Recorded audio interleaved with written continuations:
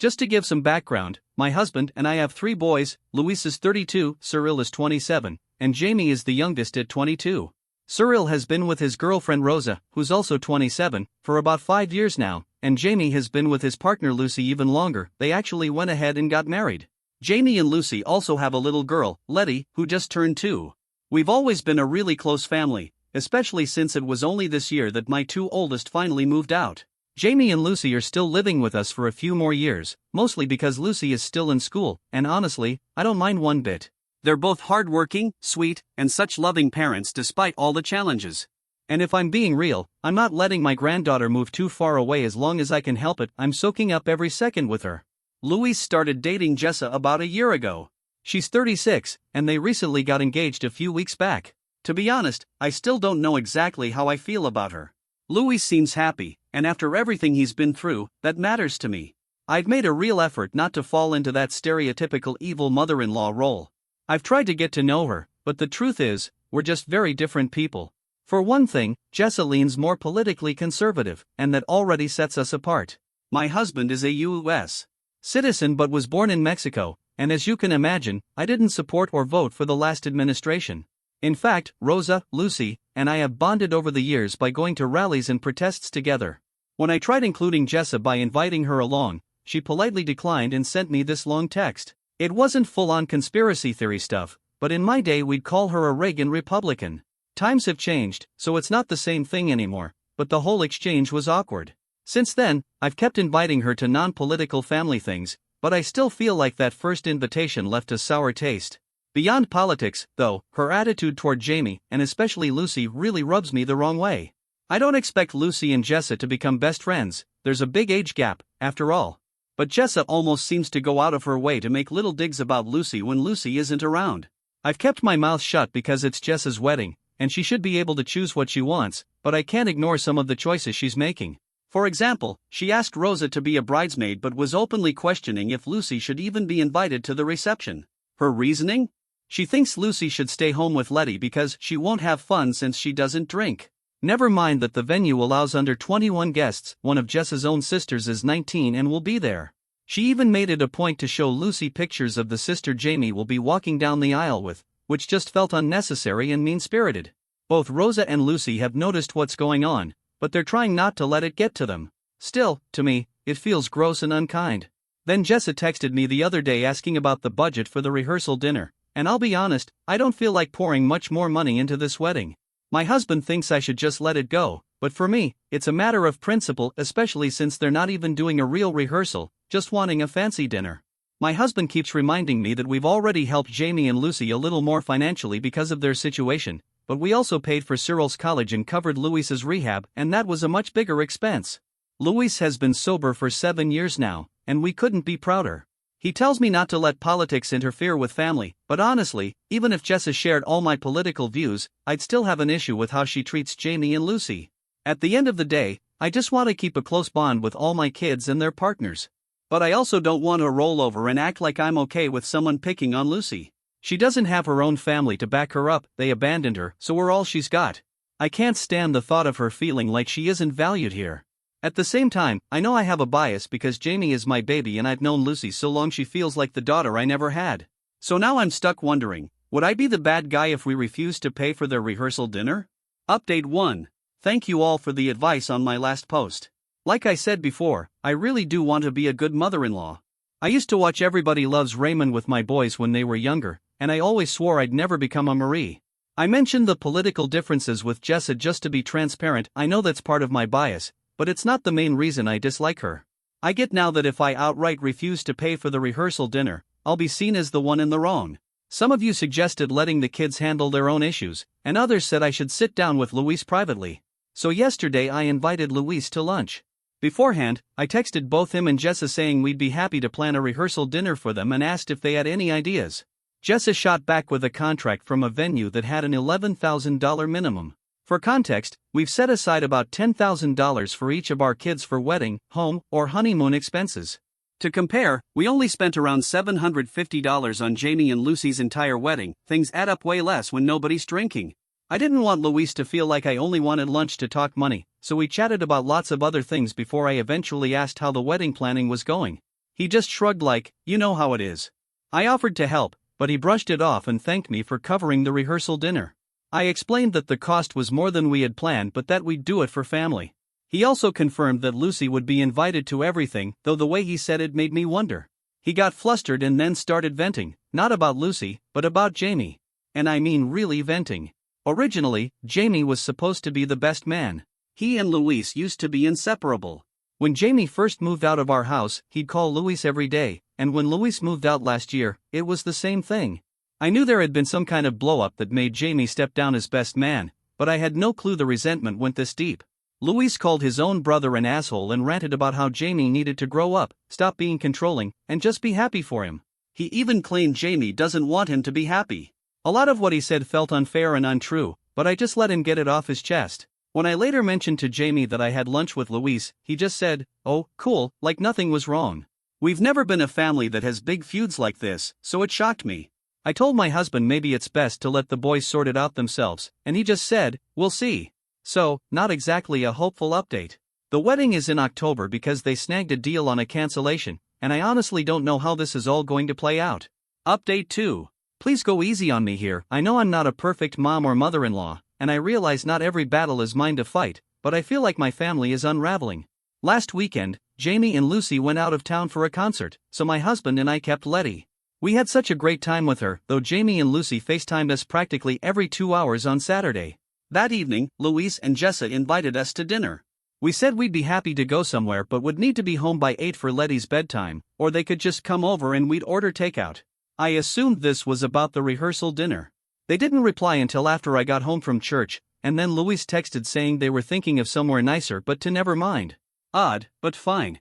Everyone made it home safely from their trips, but Luis and Jessa skipped our usual Sunday dinner the next day. A few days ago, I was at home with Lucy and little Letty when Luis came by with Jessa to pick up a ring. Normally, Luis has this sweet little ritual with Letty where he walks in saying ring, ring, and she shouts back hello, before running into his arms for hugs and kisses. But this time, he completely ignored her. She ran up to him, arms wide, yelling her usual hello, and he just walked right past her. He grabbed what he came for and left without even acknowledging her. I was stunned.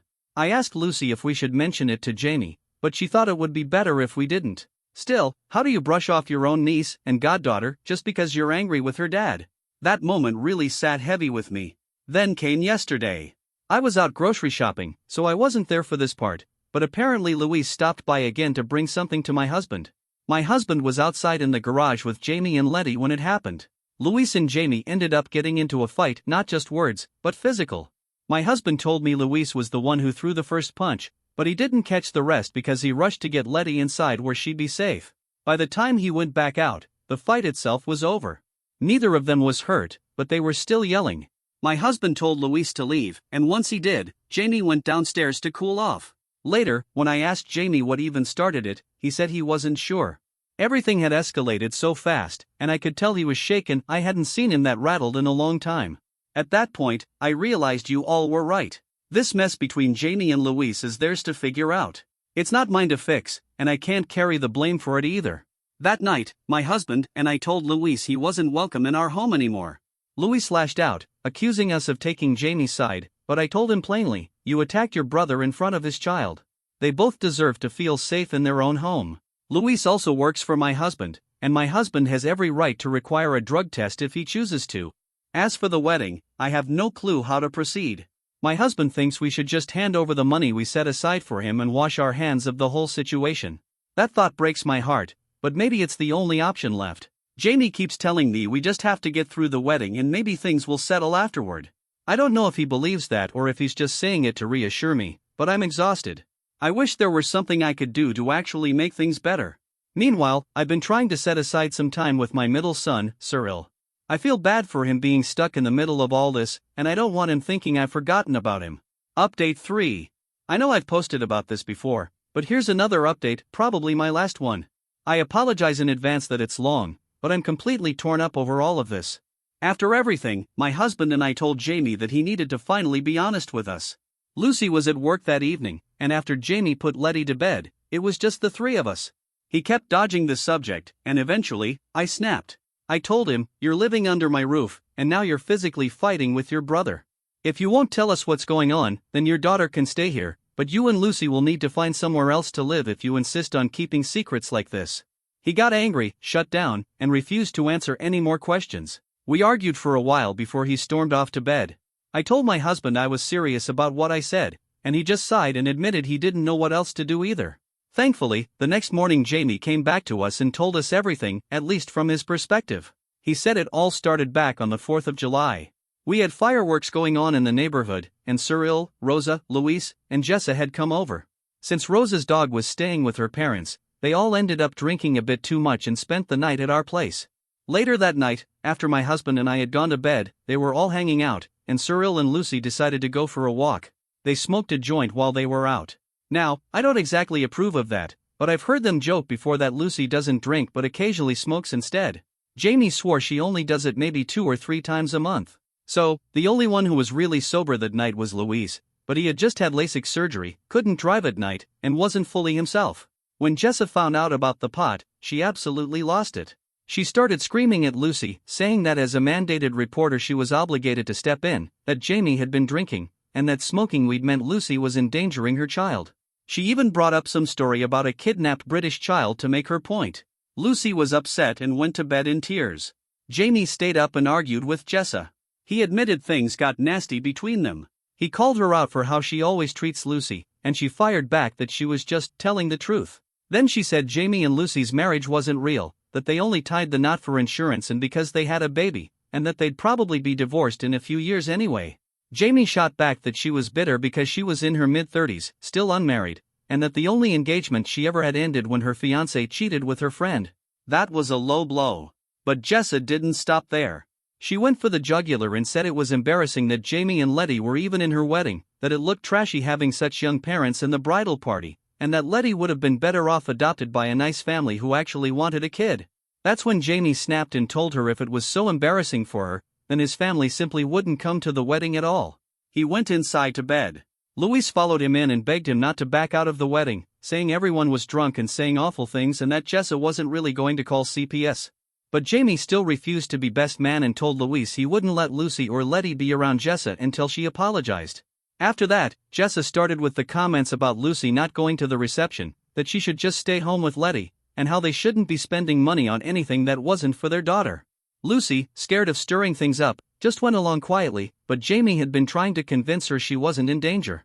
That's when I asked Jamie why he never told us any of this. Was it because he secretly agreed it was a problem? I asked him straight how often Lucy smokes. He just laughed and said, maybe 2 or 3 times a month. Jamie isn't worried, and Lucy hasn't touched weed since the 4th of July. It's legal in our state anyway, though only if you're over 21. I know Cyril smokes fairly often, he even jokes about it, but Lucy has mostly just been embarrassed and especially didn't want my husband and me finding out. Because of that, I wanted to hear from my middle son directly. Cyril agreed to sit down with us later that day, and his version matched Jamie's. Honestly, it was even worse. He and Rosa had stayed outside arguing with Jessa for a long time after Jamie went inside, and he painted an even clearer picture of how unhinged she got. Now, some people think I forget about Cyril because he's so quiet, but I never do. He knows he's my steady, drama-free kid, the one who never causes me headaches. When I asked him point-blank if he thought Letty was being neglected or if Jamie or Lucy had any kind of problem, his answer was a firm no. He said Luis and Jessa were out of line and seemed determined to stir up drama where there wasn't any. Apparently, after Jamie had gone inside, Jessa started ranting about Lucy again, accusing her of being inappropriate with Luis just because Lucy's name in his phone had an emoji next to it. I can actually confirm this, it's just a little car symbol. Back before Luis got his license back, the running joke was that Lucy was basically his Uber driver. That's all it meant. Jessa also claimed she didn't want me babysitting her future kids if Letty was around because, in her words, since Lucy's parents were teenage parents, Letty would be a bad influence on her children. Hearing that made my blood boil. Cyril told us he and Rosa had even considered dropping out of the wedding themselves, but Jamie begged them to stay on to avoid even more drama. Still, Cyril said as much as he blames Jessa, he also holds Luis accountable. Luis could stop this, but instead he's going along with everything. That night, my husband and I confronted Luis and asked him directly for his side of things. He dodged our questions over and over, so I finally laid everything out and gave him the chance to tell his truth without bias. Still, he wouldn't talk, not until I told him what Jamie and Cyril had already shared. Even then, he didn't deny it. In fact, He acted like I already knew everything and admitted Jamie had asked me to hold back money until Lucy was invited to the wedding.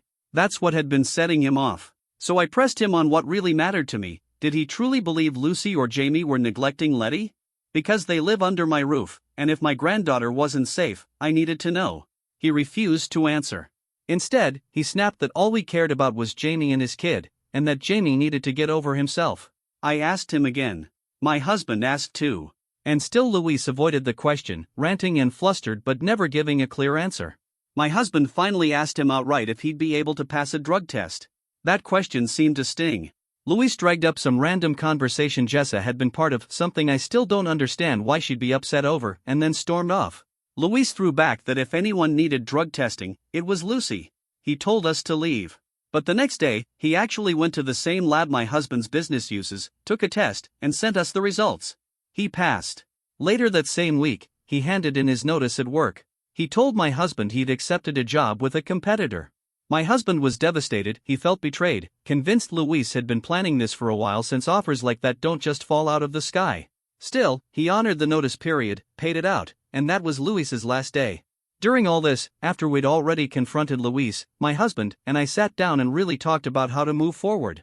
We both knew by then that our sons had to work this out themselves. If I'm honest, after hearing everyone's version, we leaned toward Jamie and Lucy's side. Sure, they'd made mistakes, Lucy smoking wasn't smart, but Jessa's reaction and her ongoing cruelty felt like bullying that had gone way too far. We even talked about family therapy or trying to intervene somehow, but then Tuesday came, and that changed everything. That day, while I was at home with Lucy and Letty, a caseworker from Family Protective Services showed up at our door.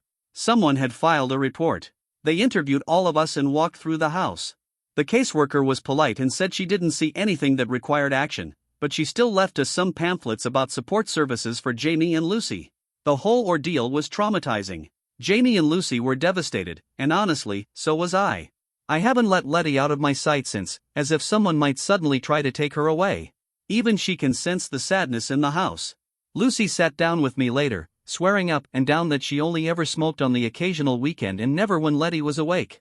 I told her I believed her. She even offered to take a drug test. I told her that even if she did smoke every day, no one was going to take a happy, safe, and loved little girl away from her parents.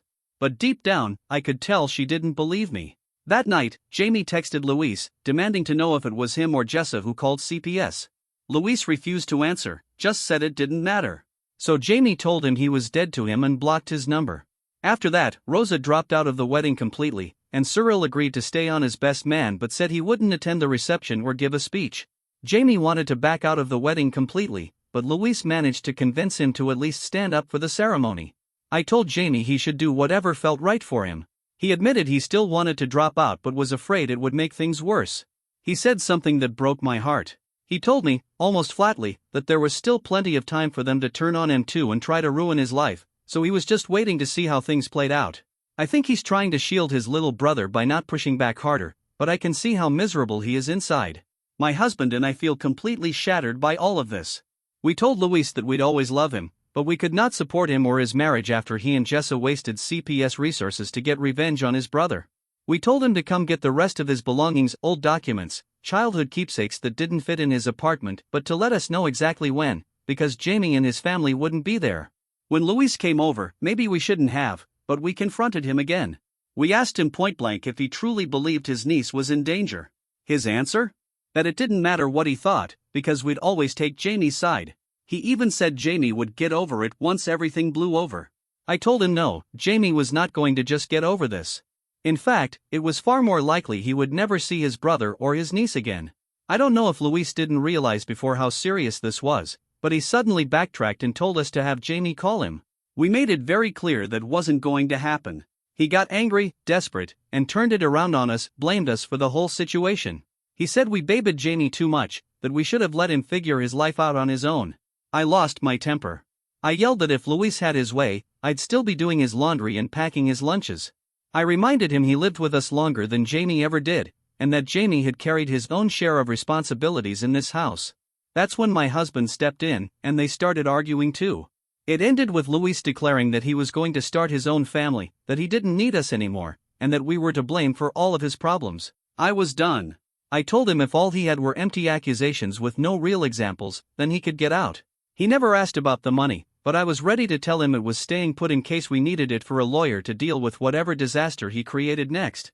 I know it would be easy to pin all of this on Jessa, and it's hard not to because her influence is so obvious, but the truth is my son is the real problem. With his full knowledge and support, he did something so unforgivable that I don't think he'll ever be welcome in his brother's life again. And for me and my husband, it will be a very long time before we can even think about seeing him either.